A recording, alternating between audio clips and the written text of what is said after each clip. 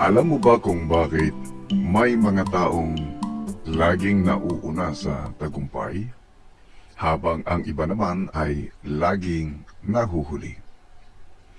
Hindi dahil sa mas magaling sila, kundi dahil hindi mo alam ang susunod nilang mga galaw. Chosen one. Itago ang iyong next move. Isikreto mo ang mga diskarte na hindi dapat malaman ng iba upang ikaw ay magtagumpay sa buhay na ito. Kung ikaw ay isang chosen one, ang iyong pinakamalakas na sandata ay hindi ang lakas, kundi ang iyong diskarte na nakalihim. Diskarte na hindi alam ng iba.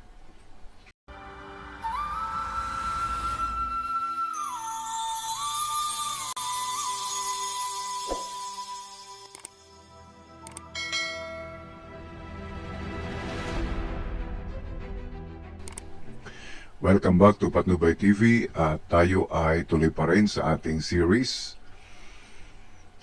10 mga bagay na dapat isekreto o itago ng isang chosen one. At tayo ngayon sa video na ito ay nasa number 4 na. Ito ay tumutukoy sa pagtatago ng iyong next move o diskarte. Hindi lahat ng plano ay dapat ipaalam, lalo na ang mga susunod mong hakbang. Dahil kapag alam ng iba ang galaw mo, madali ka nilang mahuhulaan at madali nila itong mahaharang. Bakit dapat itago ang iyong next move? Una, para maiwasan ng sabotahe. Kapag alam ng iba ang plano mo, may pagkakataon silang kontrahin o sirain ito bago pa man ito mangyari.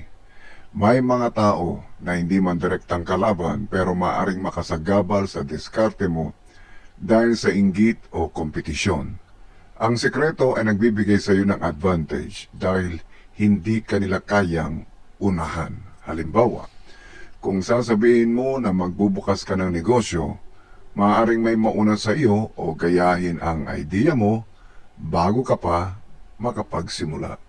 Number 2, para mapanatili ang element of surprise. Ang hindi inaasahan ay mas malakas kaysa sa inaasahan. Kapag hindi ka predictable, mas mahirap kang talunin o kontrolin. Ang surprise factor ay nagbibigay sa iyo ng strategic edge. Halimbawa, kung tahimik kang nag-iipon at bigla kang nag-launch ng project, mas malaki ang impact kumpara sa lagi mo itong sinasabi. Number 3, para maiwasan ang negative influence. Kapag kasi ibinahagi mo ang diskarte mo, may mga taong maglalagay ng duda sa isip mo. Ang kanilang opinion ay maaring makasira sa focus at confidence mo. Hindi lahat ng advice ay makakatulong. Ang iba ay nakakalito lamang. Halimbawa, kapag sinabi mo ang plano mo sa maling tao, baka sabihin ka na hindi mo yan kaya at hindi yan feasible, hindi yan mangyayari. At ikaw ay unti-unti nang mawawalan ng gana. Pang-apat na dahilan, para mapanatili ang focus at energy. Kapag masyado ka nagsasalita tungkol sa plano mo, nababawasan ang energy para gawin ito. Ang aksyon ay mas malakas kaysa sa announcement. Ang tahimik na tao ay mas produktibo kaysa sa maingay. Halimbawa, maraming taong mahiling mag-post ng plano pero hindi natutupad dahil nauubos ang motivation sa kakakwento. Ang 5 dahilan, para kontrolado mo ang resulta.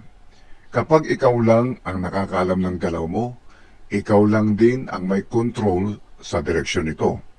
Walang external pressure na makakaapekto sa desisyon mo. Mas malinaw ang isip kapag hindi ka overloaded ng opinyon ng iba.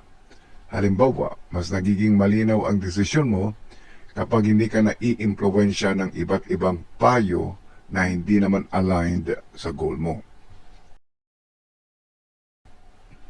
Paano nga ba gagawing epektibo ang mga diskarte na ito na dapat ay nakalihim?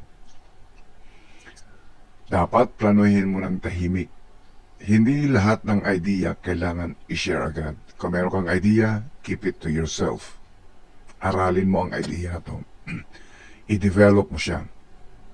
Sa pagde-develop mo, marami kang po pwede mapagtanungan sa internet. Like wag sa mga taong nasa paligid mo. At kung ikaw naman ay magtatanong o kukuha ng mga ideas, kung ikaw ay nalilito, magtanong ka sa mga qualified na mga tao.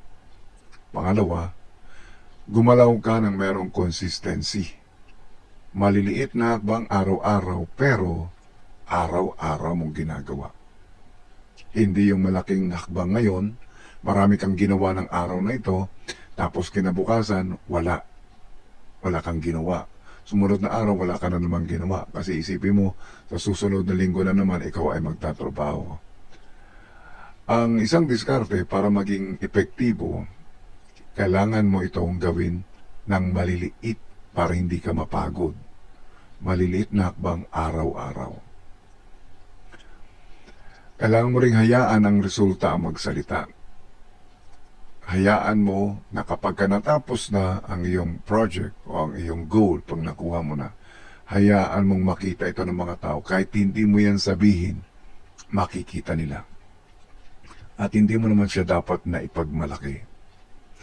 At para maging epektibo ay magtiwala ka sa sarili mong proseso. Hindi mo kailangan ng approval ng lahat. Hindi mo kailangan ng validation ng maraming tao. Ang kailangan mo lang ay pagtitiwala sa sarili mong proseso. Yung mga nalilito kung sila ay chosen ones ay ito ang mga palatandaan. Hindi mo kailangan ipaalam ang lahat ng diskarte mo, lahat ng kahinaan mo, lahat ng plano mo, at lahat ng susunod mong move. Mas pinipili mong kumilos kaysa magsalita. Meron kang sariling diskarte sa buhay, hindi ka madaling maimpluwensyahan. Kung ganito ka, malayo ang mararating mo at matutupad mo kung anuman ang mga ninanais mo sa buhay na ito. Ang tunay na isang strategist, hindi nag-aanunsyo, nanggugulat na lang yan. Kaya ngayon madalas natin nababasa sa social media, gulatin mo na lamang sila o gulatin mo sila sa pamamagitan ng iyong mga successes. Kaya sa ating video, itago mo ang iyong next move, itago mo ang iyong diskarte, huwag mong sabihin sa ibang tao. Iwasan mo ang ingay at distraction. Mag-focus ka sa aksyon, sa iyong mga ginagawa. Huwag kang mag-focus sa pagsasalita. Tahimik kang gagalaw, pero alam mo ba na mas malakas ang epekto ng gumagalaw ng tahimik kaysa yung gumagalaw ng maingay? Kung ikaw ay isang taong mas pinipiling kumilos kaysa magsalita, i-comment mo, gumalaw ng tahimik. Don't forget to like, subscribe at i-share sa mga taong may pangarap pero tahimik lang na tinutupad ito. Mga kaibigan, sa susunod na video natin ay pag-uusapan naman natin ang panglima. Ang iyong mga biyaya at blessings. Bakit hindi mo dapat ipinapakita sa lahat ang iyong tagumpay? Ito ang sekreto kung bakit may mga taong tahimik pero patuloy na pinagpapala. Kaya huwag palampasin ang ating susunod na video. At hanggang sa muli mga kaibigan, magkita-kita tayo.